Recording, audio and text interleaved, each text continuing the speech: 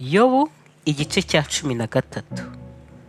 Dore ijisho ryanjye ryabonye ibyo byose, ugutwi kwanjye kwarabyumvise ndabimenya. Ibyo muzi nanjye ndabizi, nimundusha. Ni ukuri ndashaka kuvugana n'ishobora byose, kandi ndifuza kwiburanira ku Mana. Ariko muri abahimbyi b'ibinyoma, mwese muri abavuzi badafite akamaro. Icyampa mugahora rwose mwaba mugize ubwenge.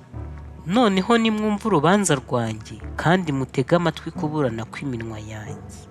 Mbese murashaka kuburanira Imana? Muvuga ibyo gukiranirwa mukariganya? Murayicira urwa kibera, murashaka kuvugira Imana? Mbese bagenzuye aho byababera byiza, murashaka kuyiriganya nk'uko umuntu ariganya undi? Ni ukuri izabahana niba muca urwa kibera rwihishwa. Mbese gukomera kwayo ni kuzabatera ubwoba, igitinyiro cyayo kikabagwira?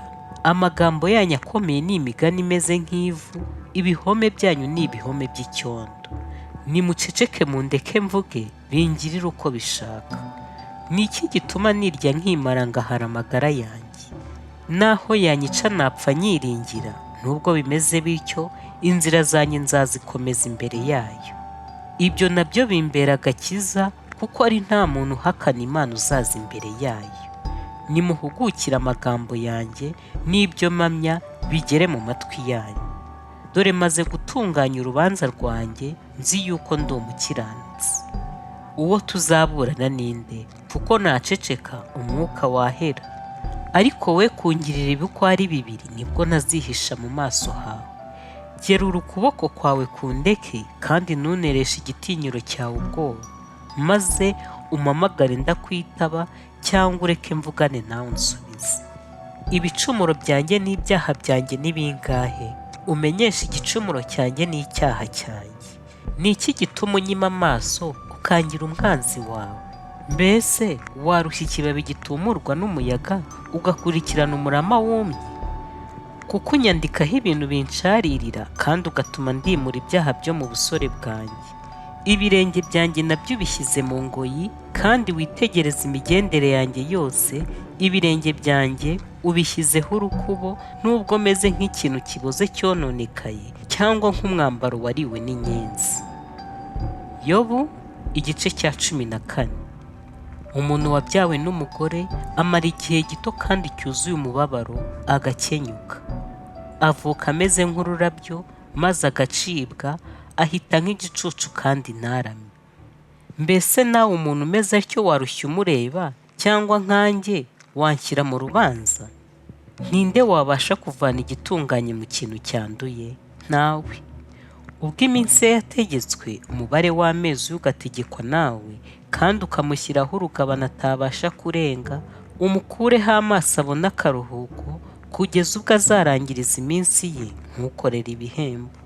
Erega hariho ibyiringiro yuko igiti iyo gitemwe cyongera gushibuka, kandi kikajya kigira amashami y'ibitontome. Nubwo umuzi wacyo usazira mu butaka, n'igishyitsi cyacyo kigahera mu mukungugu, iyo cyumvise amazi cyongera gushibuka, kigatoha nk'igiti kikiri gito. Ariko umuntu we arapfa akagendanira ko, ni ukuri umwuka w'umuntu urahera. Ubwo akaba ari he? Uko amazi yo mu nyanja yuzuruka, n'umugezi uko ugabanuka ugakama, niko umuntu aryama ubutabyuka, kugeza ubwo ijuru rizaba ritakiriho, nabwo bazakanguka cyangwa kubyutswa ngo bave mu bitotsi byabo. Icyamukamisha ikuzimu, ukandindira mu rwihisho kugeza ubwo uburakari bwawe buzashira, ukantegekera igihe, kandi ukazanyibuka. Umuntu napfa azongera abeho? Naba nihanganiye iminsi y'intambara yanjye yose, negereje igihe cyanjye cyo kurekurwa. Wampamagara nakwitaba, washatse kubona umurimo w'amaboko yawe. Ariko ubu urabara intambwe zanjye, mbese niwitegereze icyaha cyanjye.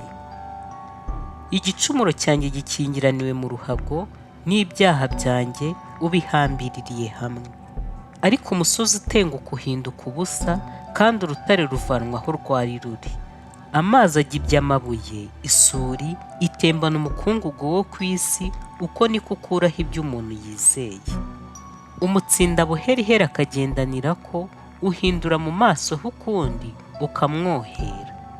Abahungu be bagira ikuzo ntabimenye, bacishwa bugufi ntamenye agakuru kabo. Ahubwo umubiri we ugira uburibwe kandi umutima wo muri we uramugongesha.